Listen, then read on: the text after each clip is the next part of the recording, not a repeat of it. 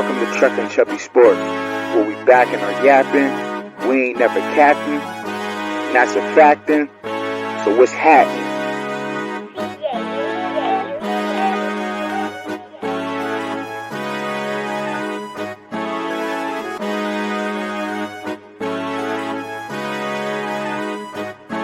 This ain't the coaches and pros, the X's and O's. This is the fans' point of view and what you know. This ain't the coaches and pros, the X's and O's. This is the fans' point of view and what I know. This ain't the coaches and pros, the X's and O's. This is the fans' point of view and what we know. This ain't the coaches and pros, the X's and O's. This is the fans' point of view and what we know. So let's go.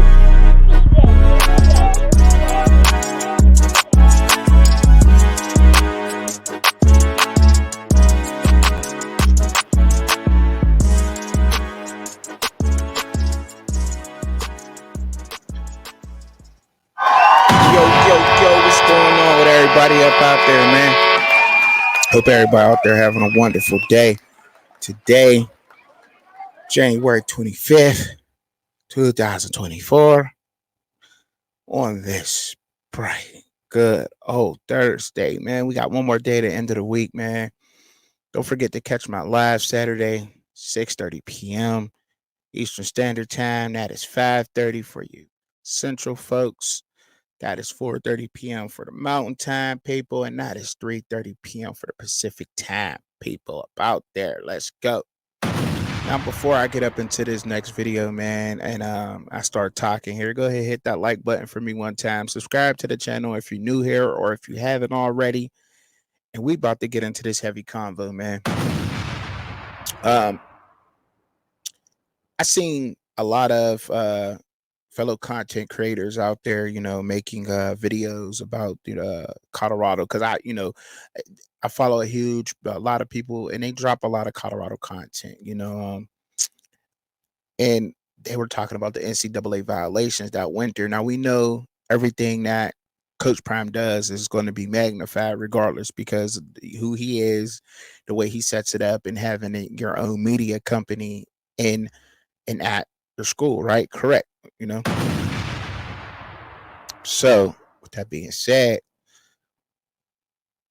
before let me get this off my chest real quick, man. We need to do better out here, man. As far as just support, I got my support team, and I appreciate those who support me, you know what I'm saying? And I support you as well. As far as I know, and as far as I'm looking, we are doing a great job with supporting each other up out here. And look, man, I really appreciate the support that I am getting out here from everybody. You know what I'm saying? I'm keeping this. I'm not adding in nothing. You know what I'm saying? I just really do. And just there's enough space out here and enough for all of us to form a Voltron. You look around at every other person, race, whatever you want to call it, they form up, they hold each other accountable, and they're able to work and get along with one another for one common goal. We are the only people that cannot get this done. Why is that? Why is it that you just can't call or DM one of your fellow content creators and say, you know what, man, I see you up out here grinding, and come on, man, jump up out here, and share our audience, because whether y'all want to believe it or not, we share the same damn audiences. It's just a fact. It's just a fact. And look, and to those 100 or 200 or 300 or so people that continue to watch our lives, I appreciate all of you guys, because guess what? They are supporting multiple people out here, and they all are supporting us. Now, me being on all these other shows. Shout out to Coach Hayes. Shout out to Rawhat Media for You. Shout out to David Talks Buff. Shout out to Shad. These individuals that I just shouted out have brought me up, and I want to give them their props and give them their flowers because they did not have to do any of these things, but they did bring me on. And to help out and, to also say, you add a little bit of value here. I like what you talk about. I like how you bring your shit. You know what I'm saying? So I'm gonna bring you up on here, okay?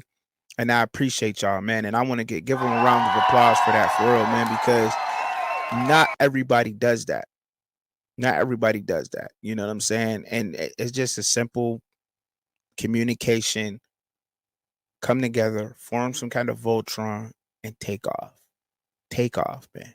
Take off out here. It's enough for everybody.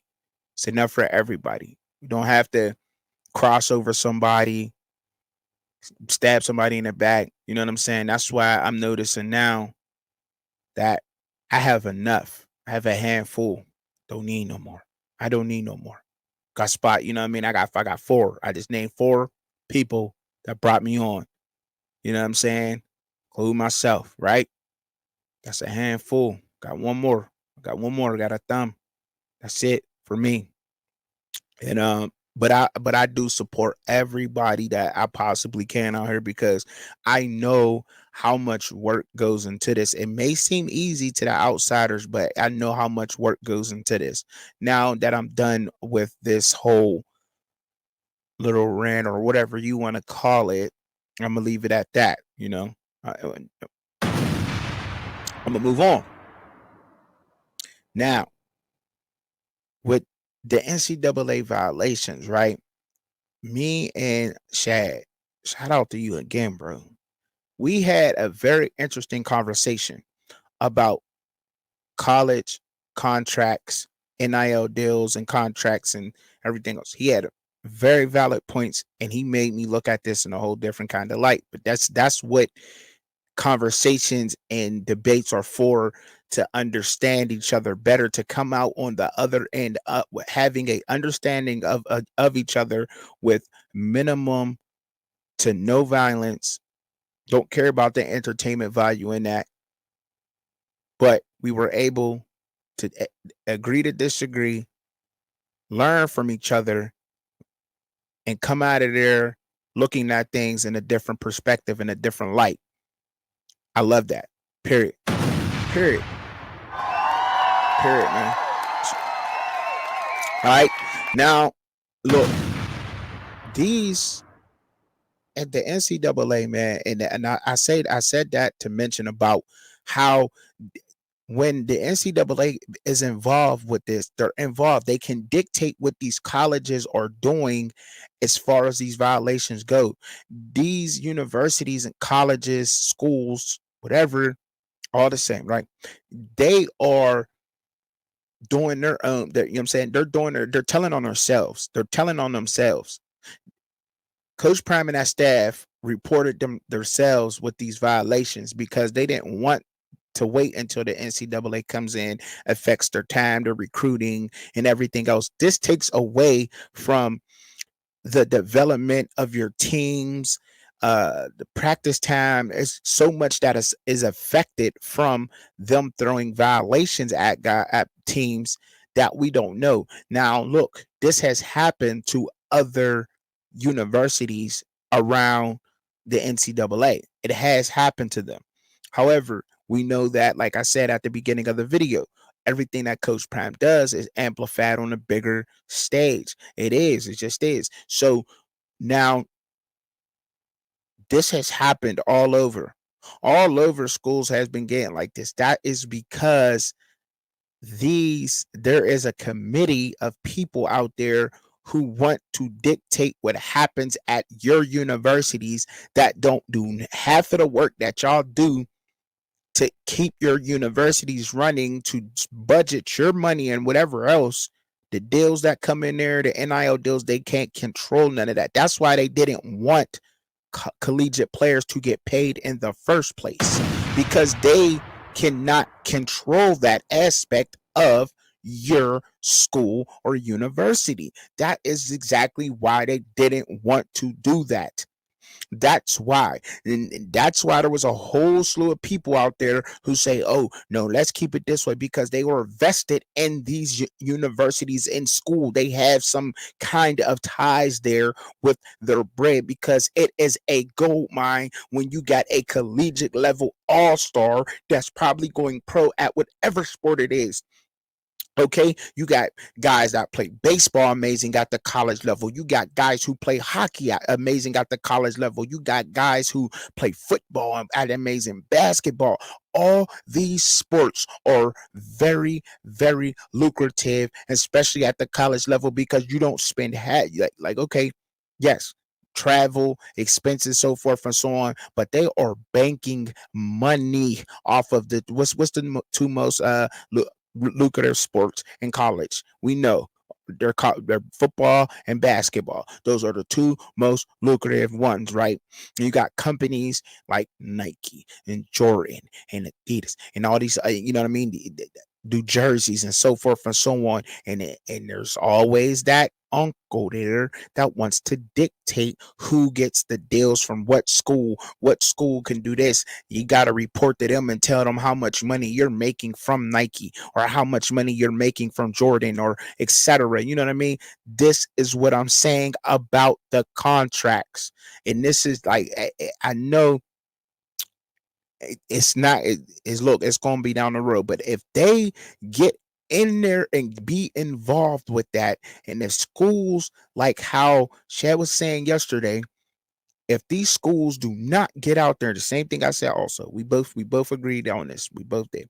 Now, if you're going, if these schools do not take charge and get out there and handle this business on themselves, they're going to step in at some point in time and try to control that, and try to control that narrative of that. I'm telling you, it's like they want to so bad, because they want a piece of the pie and don't want to do any of the work. Leagues. Now, the title of this is leagues. Why universities need to form leagues? Because they just do. It's in a way they're already doing it.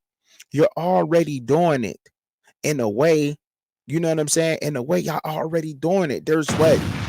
The Big 12 got 16 teams now. The ACC got 16 teams or something. You know what I'm saying? Like, look at yeah, I might be off a little bit, but look, you get the gist of what I'm saying.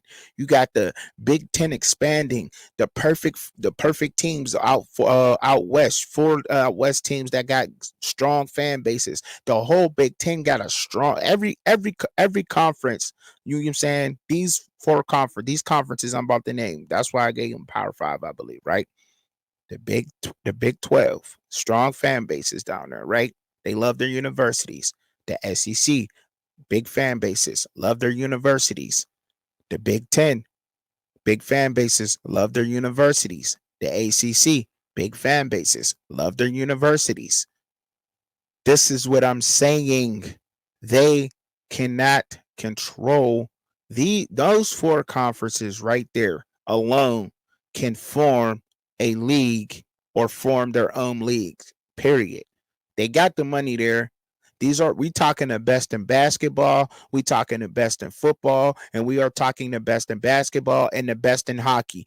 Those four conferences have the best out of each what I just named, those four sports that I just named them.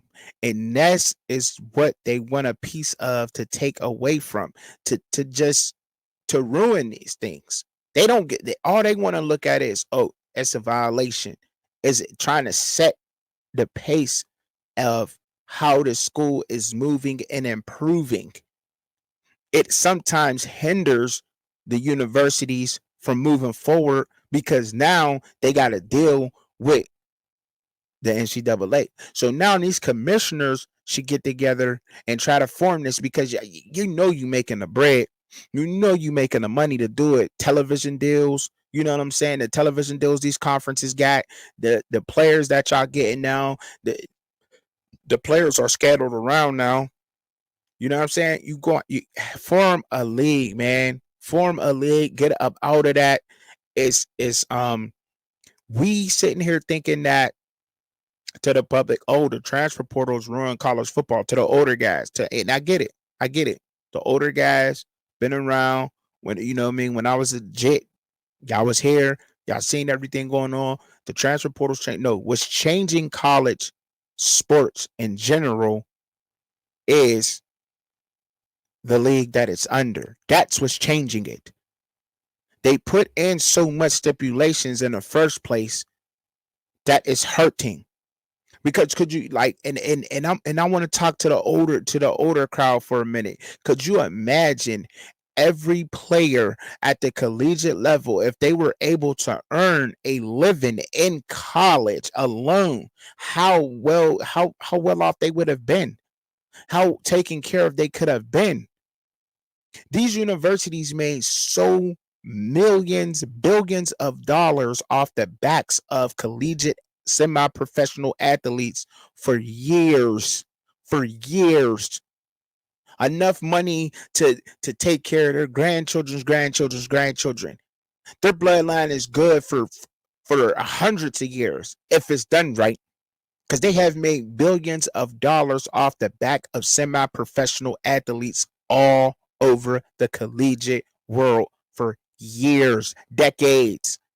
It's about time that these young men and young women get a piece of their pie and get some kind of reparations for the vigorous training that they put their bodies through on a day-to-day basis, meal planning and all that stuff like that. Like, and that stuff's not easy. That takes a lot of discipline to do that. Whether you want to look at that it does. It's a disciplined lifestyle. And if you have not been to the army or have not trained your mind and your body to go through that, then you probably wouldn't understand this. But the most famous one that I could think of because of the age group I'm in is the Fab Five.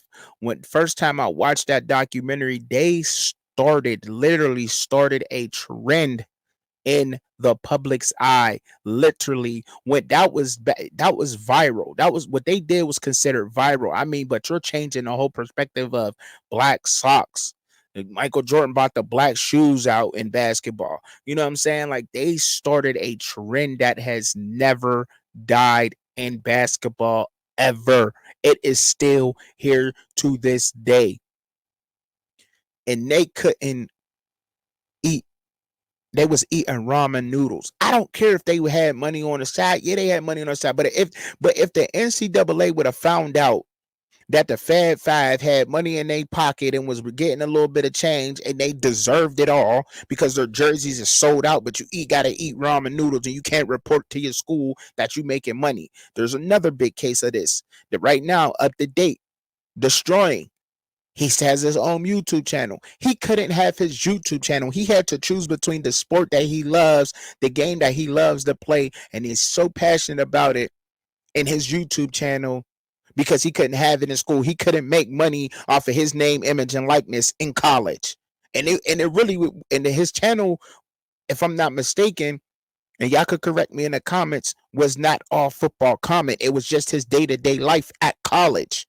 And he couldn't make a dime off of that because he was in school. That is crazy to me, man. And that's where I'm getting at with this. They had these, schools and universities got to get ahead of this curve, man, because if they do not get ahead of this curve and take them out of the equation, and they got the power to do it. They got the power to do it. I don't care. They got with anybody, they have the power to do this. And as long as they don't do it, there's going to be schools that are hindered. And I'm telling you, you wouldn't know about it unless you actually went and researched on it, or if Colorado was not in the public eye the way they are. The fact that they are in the public eye the way that they are, I'm like, okay, but this has been done to other schools too.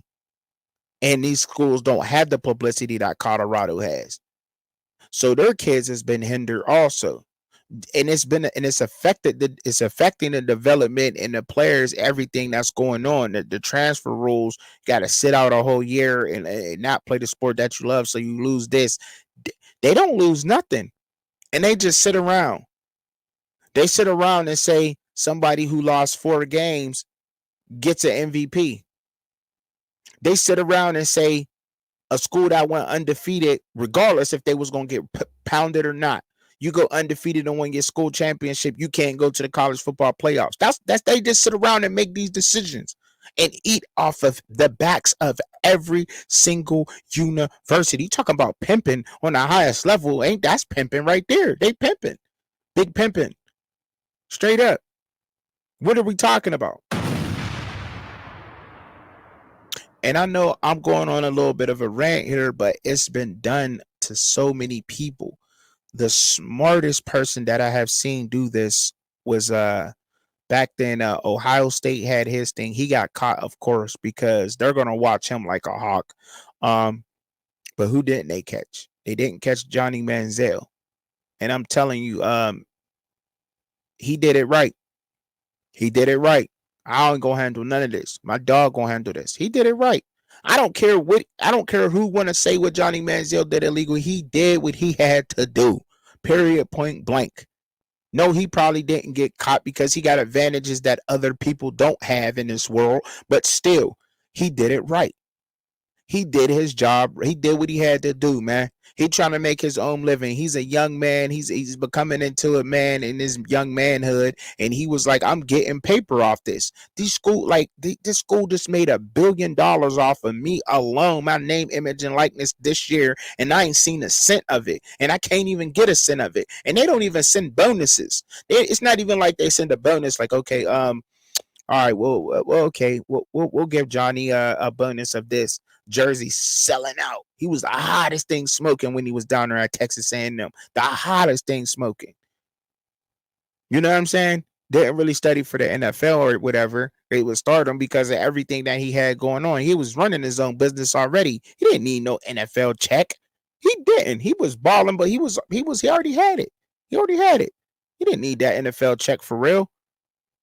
You know what I'm saying? He was already making the bread anyway. Hanging with the stars, doing everything else. You know what I'm saying? Like, y'all could say what y'all want, but it wasn't legal. They couldn't do things like that and get caught with one of them players or say one of them stars with a bottom of drink or anything else. It's a violation. You're gone. That's your future. Your education's gone. Whatever else is gone. It's not right, but look, it ain't no buts to it. It ain't no buts to it. The only thing that they need to do is start forming their league. And I've heard other people say this before, but not really understanding why they were saying this and how effective that it is. And that's why it is not ideal for a coach to want to go to the collegiate level if they're in the NFL. And if they can be in the NFL, they do not want to come into the NCAA. This is another reason why. There is too many rules and regulations and things that can hinder your season. So if you can coach or manage a professional baseball team or be on the staff of a professional baseball team, why in the hell would you want to go down to the NCAA level and coach baseball? Huh? Unless your kid is there or your nephew or your niece or relatives or somebody close, or if you just know these young men or women that you seen them come up because you were in the area. Why? You have to have some kind of sentimental ties to put yourself through all of this bull crap that they're putting all these teams through. And sometimes us as fans, we don't even see that. We don't see the veil back. We don't see all that. There's a veil. We don't see none of that that's going on behind the scenes. None of that. We just thinking, oh, well, why did our team lose this week? Well, there was a violation. So guess what? They couldn't hold no practices. They couldn't prepare for the big dance. They couldn't prepare for this because there was a punk violation because her uncle or his uncle brought a pen or something. It's just stupid stuff that gets in the way of that. Whether we really want to look at it like this or not, they are semi-professional. They are professional athletes. Let's just be real with that. Most everybody can play on a professional team. the training they put their bodies through, the athleticism that they have, the athleticism that they're gaining, the way that they are training. This is another form of it. Yes, it is. It is. Most guys, that's why we see, and if it's not, we see, and the age just went up. Some guys who leave college go to a professional team and make an immediate impact. Immediate impact. We've seen it so many times all over the four sports that I named: baseball, hockey, basketball, football. We've seen it. We've seen these young men come in and make immediate impacts, even young women going to the WNBA. That's another subject for another day, talking about how they, don't, get the just due and the money and the cap that's on them, and why they got such a high turnover rate, and that there's not enough of WNBA teams out there. So that's another reason why. That's another thing too. Women's college basketball is hot. Hot. They know what they got on their hands. And to be honest, that's the closest thing as you're getting to pro women's basketball, because the way that the cap is set up on a WNBA. Now I'm talking colleges and universities, right? So just imagine if they had their own leagues. If they had their own leagues, they could make their own rules. There you go. It takes off.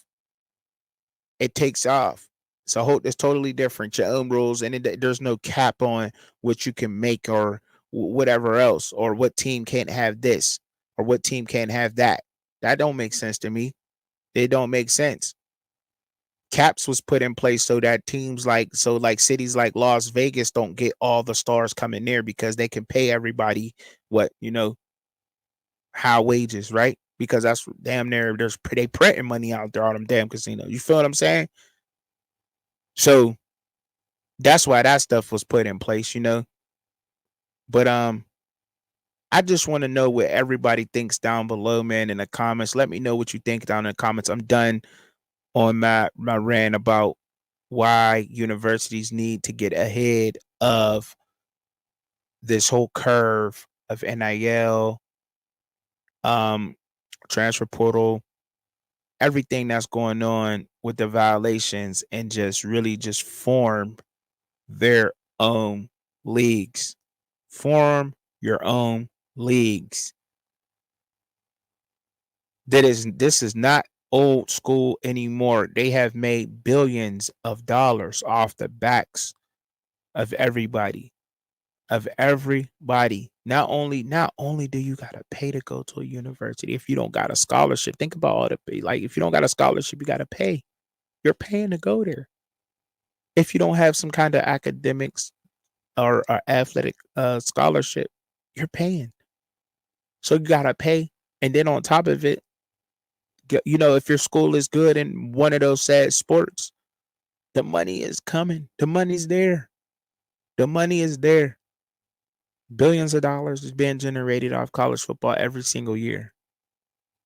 Every single year. Schools are having, these big universities got an unlimited budget of money coming through. So you think you can give 15 guys on a football team. I just want to say that's the biggest one. $1 million. You only spent 15 mil, and you could probably lock them down for at least 2 years with that at the level they're at. At least, I don't know. I'm just saying. I just want to know what y'all think down below in the comments, man. It's happening, and I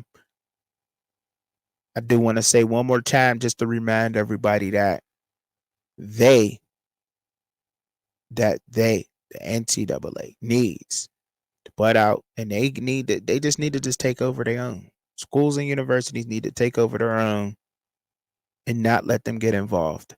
And it's not transfer portals that are ruining the sport. It is the regulations inside of that's ruining the sport. That's what it is. And it's always been that way. And it's a headache to deal with. That's why Harbaugh left. Harbaugh ain't leave because of that. He left because they was riding him. They was still talking about suspending the man. Got to get up out. I'm going to the pros. Bye. I'm going to the pros. If you need to go to college because you were not successful at the pro level coaching, you go to college. Now you got to deal with all them rules and all that stuff. But believe you me, if there was their leagues, you would see a lot of popular, let me say popular coaches coaching universities for sure. For sure. That's all I got to say, man. I'm up out of here. I'm done with the rant. Appreciate y'all listening to me, man. Go ahead and hit that like button. Subscribe to the channel if you're new here. If you haven't already, get down in them comments. Let's go, man. Appreciate it.